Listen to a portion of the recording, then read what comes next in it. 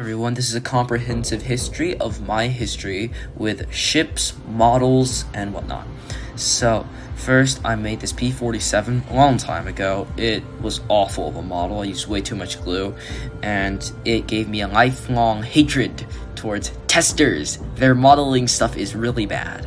Alright, later I made this USS Arizona during the pandemic, and in 7th grade I drew this Bismarck and Admiral Hipper. And at the very start of 8th grade, I drew HMS Hood and Vittorio Veneto. So my first scratch-made cardboard model is this Italian destroyer. I built it in 8th grade.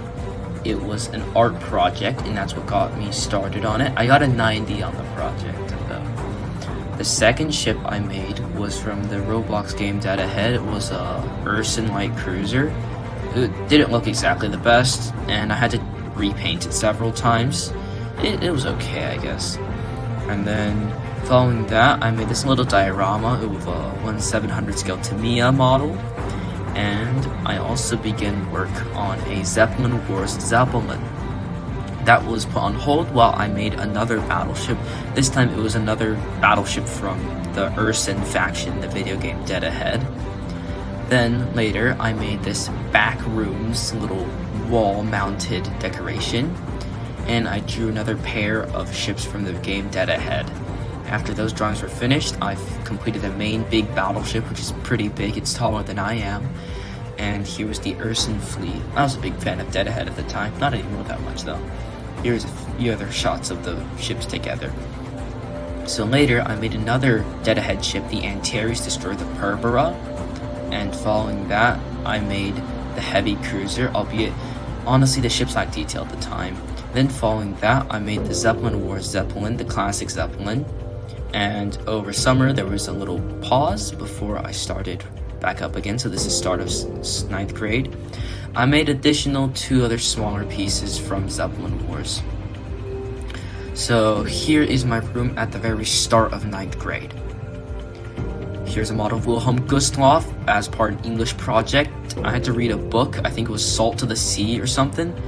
And yeah, later I made another model of USS Pennsylvania.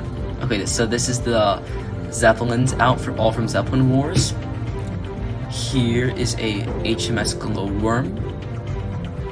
And here is the Zeppelin Wars rendition of the battleship. And here is the mortar ship. And right here I've made the Edmund Fitzgerald, another English project. The Edmund Fitzgerald would have gone on this display case right here. And here you'll see all the ships, including that carrier that I made during September 2023. October I made this Confederate blockade runner as part of another English project, and I made this small Zeppelin from Zeppelin Wars. Following that, this is my fleet in October 2023, and at the same time I began collecting these model ships from all over the place, these 1 to 1,000 scale ones. Then I completed this French hybrid battle carrier, and in the meantime I furnished my pencil box with a lot of cool text stuff on there, and I have a video on how it functioned. Albeit I don't use this one anymore, it's a bit too bulky. It did have a lot of cool little features inside, like a lot of hidden doors, and it could close. So here's the Zeppelin Wars stuff all out together, and here is a launch from Austin Rowing Club that I made. It's like one of the road launches. Here's all my light cruisers together.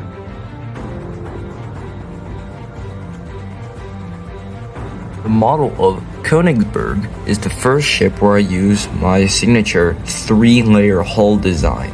You can see here that there is the upper layer of the hull that's essentially that's been covered up, and then there's the lower layer.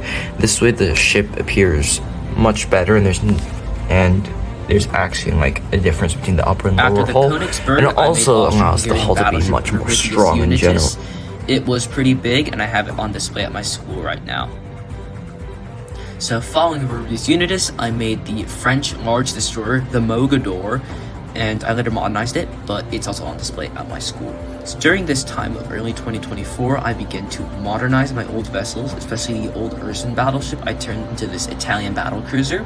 In February, I then made the mine layer HMS Abdeel, and this was the fleet in February of 2024.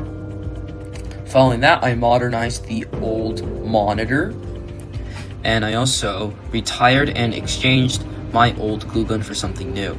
After that, I then, as part of a biology project, I made a French nuclear-powered light cruiser. Something about like being good for the environment or something. Alright, after summer, I then built the HMS Invincible, British battle cruiser, and then modernized the old light cruiser. So following the modernization, my first model of something for World of Warships, the Harugumo, it wasn't scaled the best, and it was my last large-scale model before I changed my current scale. So you can see it's a bit squish, which doesn't look the best. Then in August, I then remade the old back rooms into something that looked better, and I made this Montana class battleship. Following that, I made HMS Agincourt, another ship I had in World of Warships. And at this point, I began to try and laser cut stuff out. And the first stuff I laser cut were these boats, which I used on this Napoli from World of Warships. And then later, the Ise class battleships. So at this point, I was still using popsicle sticks to make the turrets, but now I could design the turrets online, and as a result, I would cut the turrets out on a laser cutter. So this is a secondary guns for another battleship I made. I made this detachable hull for a HMS Minotaur, and this is the fleet in February of 2025. So the Minotaur is completed here, and I made another small ship, which was the USS Forrest Sherman. That's a pretty cute little model. I made a model of Japanese battle cruiser Tsurugi, and around February 2025, I started editing videos to add to like YouTube. The model of the Libertad from World of Warships is the first model where I heavily emphasized the use of laser cut elements. For one, these turrets are all laser cut out. You can see where the laser has cut through and I painted over. Same thing goes with all the little anti-aircraft guns on here. This is how it gets so much detail. The lower back hull piece here is also laser cut. And with the laser cut turrets, one of the things I can do is I can turn the turrets around. Because of the magnets on the bottom here, they connect there, so I can turn the ship model upside down and the turrets won't fall out, but I can still rotate them, which is pretty nice. March 2025, I began using 3D models in order to make and scale my models to be much more accurate, and this made them much better looking in terms of scale in general. So following this, I made the model of Italian battleship Cristoforo Colombo right here. And in April, I made the Soviet light cruiser Lazo. Then I made German destroyer Elbing. Both were pretty small models. Here was the fleet in April 2025, just the 1/350th scale ships. Here I made German battleship Grosser Kurfürst. You can see the turrets can rotate as seen previously, and the secondary guns are also all laser cut out. So this represents a transitionary phase where I'm still using some older techniques such as the popsicle sticks, but new laser cut stuff is coming in. So here's my battleships, all the 1/350th scales. So in May 2025, I decided that some small ships could have their entire hulls cut out just from wood in order to allow sanding and make the angles seem much better. So this was a HMS Daring, which was a British destroyer. So next I'll show you the HMS Daring. This model of HMS Daring is a very far departure from my previous cardboard models. The main thing being, she is made of majority wood. Her hulls are laser cut out instead of being wood. This allows her hull to appear much more flat without the popsicle stick edge rising above. This also makes her one of the best looking models I think I have, and also she's quite heavy compared to her other cardboard made sisters.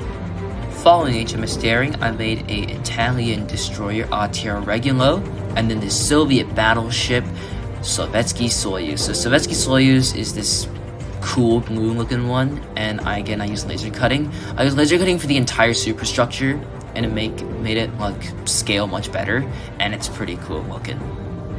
So this is the completed model of USS Atlanta CL-51 in her 1942 camouflage, or near enough at least. Yeah, it's a pretty nice little model. I got most of the details on there. Got the little boats and the guns, the flags, got the propellers in the bottom, and it's all laser cut, so no more cardboard is used on this one. Yeah, I'll let you get one more look. At the end of the school year, I designed a few ships more online for the summer, including this HMS St. Vincent from World of Warships. So I also fully laser cut the HMS Black Swan. In June 2025, I then tested out floating battleships made of plastic and made a few so-called sinkable models where the model can actually sink. There's a big screw at the bottom of this model that weighs it down, allowing it to sink to the bottom into the depths. And it can also, the deck can be removed in order to dry it out if need be. I then built a HMS King George V, another floating model, and tested out at the swimming pool.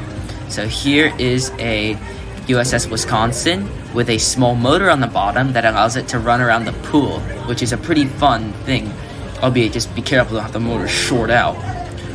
Alright then, thanks for watching everyone. Like, subscribe, and share this video, and thanks for watching. Bye.